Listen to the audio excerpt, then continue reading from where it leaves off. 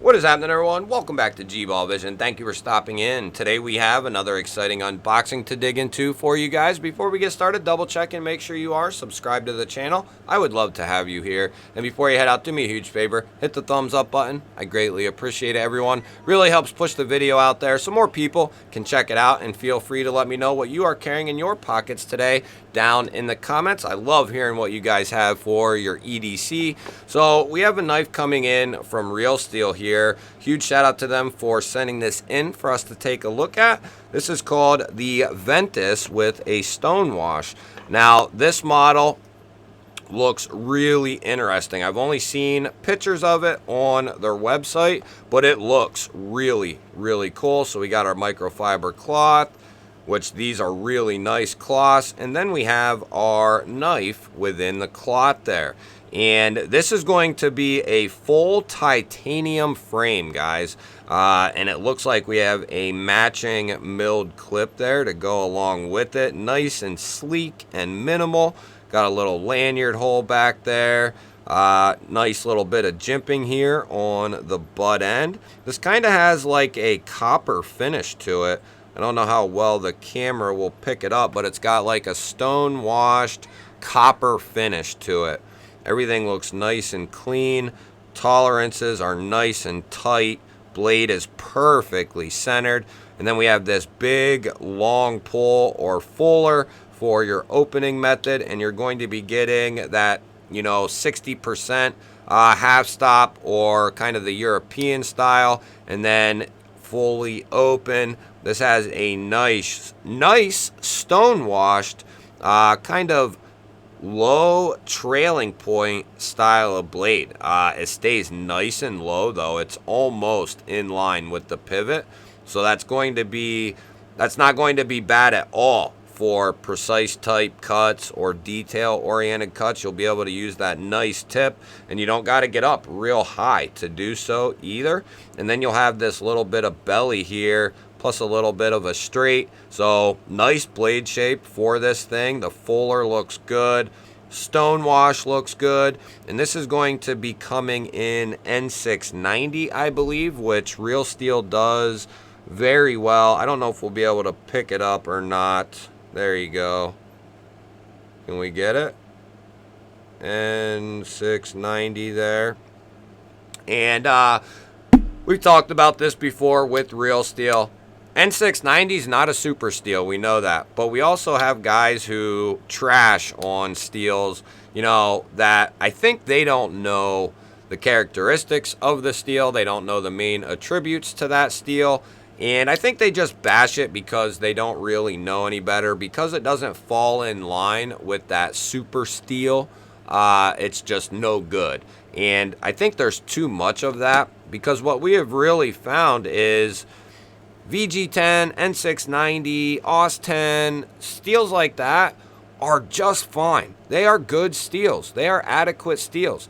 Are they super steels and, just going to blow your socks off? Maybe not. But do you really need that? No.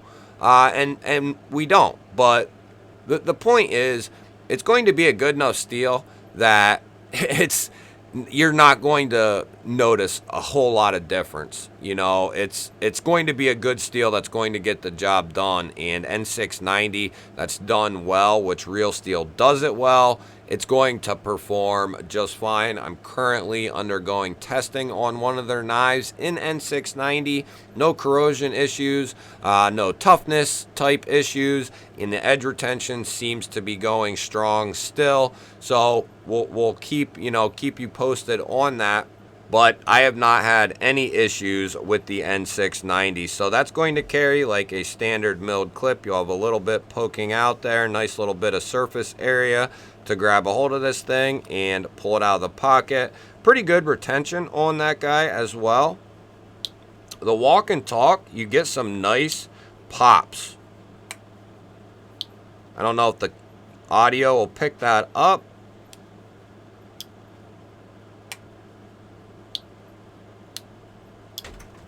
But it's got some very nice pops to it. So let's check and see what kind of edge came on this guy. We'll use the phone book paper here.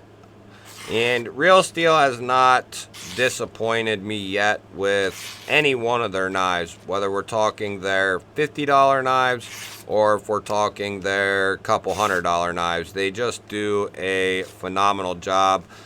And we've mentioned that, you know, many times before at this point, but here's another example of just a well done cutting tool. And we talked about this in a previous video as well. They're trying to, and I think they're doing a good job of it, but they're trying to appeal to all kinds of areas in the knife market. They're coming out with double detent style knives. They're coming out with slip joint knives, back locking knives, crossbar locking knives, liner locks, button frame locks. I mean, they are just doing all kinds of different stuff, and they are really appealing to a wide array of the market. And you know, they're hitting different blade length restrictions for people who may have issues with 3 inches and under and stuff like that.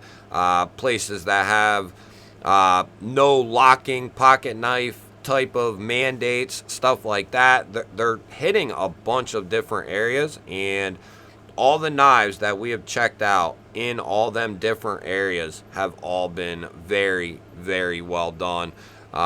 This one here, the ergonomics are going to be, you know, depending on your hand, going to be very nice. If you have medium, large, extra large hands, you're going to fit on this thing and I think be very comfortable. Because of the way this is done, it acts like a full-length backspacer, this spring here, so that's going to be very comfortable in hand.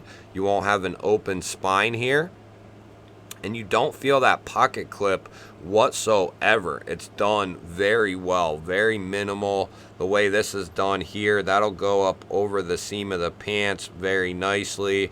Nice little sharpening choil here. Just very good execution. The walk and talk is very nice.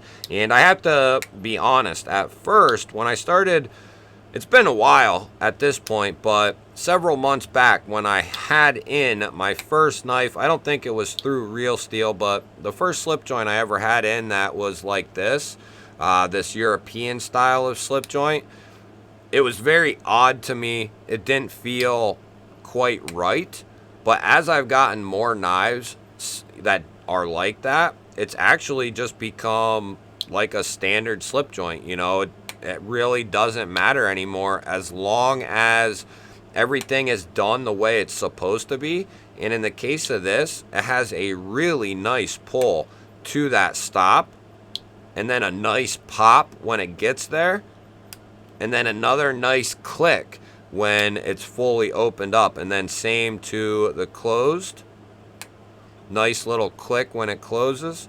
And then as this breaks in, guys, as it gets opened, as it gets closed, the more times that happens, the more a track breaks in there and everything gets worked in together. It's just going to only get better and better. And, you know, maybe a drop of oil or two here after some time with it opening and closing. It's just going to get even better. So I think they nailed the walk and talk on this particular model. And the other one or two that we've already checked out were also very, very well done. And then we had one that just, it was like a double detent knife where it went all the way from closed to open. We've checked out one of those. That was really solid as well. Just, they're trying to hit different areas. You guys will have to let me know. What do you think of this Ventus here? I think it's a really cool design. I love that low kind of trailing point because it's still going to be ultra useful. And then you have a little bit of belly if you need, you know, it's going to do a lot of things pretty well, you know, especially piercing and slicing tasks. And then this area here is going to be really good for, you know, longer cuts like cutting cardboard and stuff like that.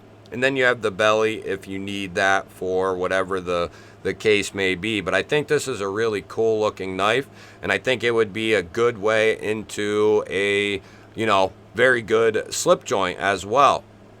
We don't have a lot of options when it comes to, you know, affordable slip joints. And Real Steel is really putting, I think they're really putting their mark down with these slip joints. And I would put these up, maybe even past. Now, it's a different style and so on. These are going to be more modern slip joints than a traditional slip joint, but I would put these up there with Rosecraft, if not maybe above Rosecraft, and put them kind of similarly with like QSP type quality.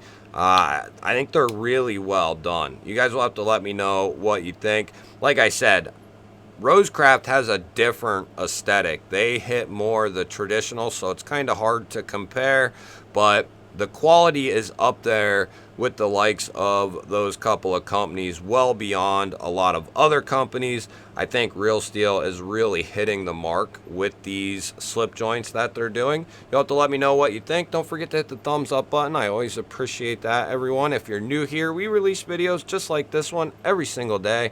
Hit the subscribe button, ring the little bell. I would love to have you here. Otherwise, guys, I'll throw up a couple of new videos. Go check one of them out. Have yourself an awesome day. Thank you for watching, and I will catch you on the next one.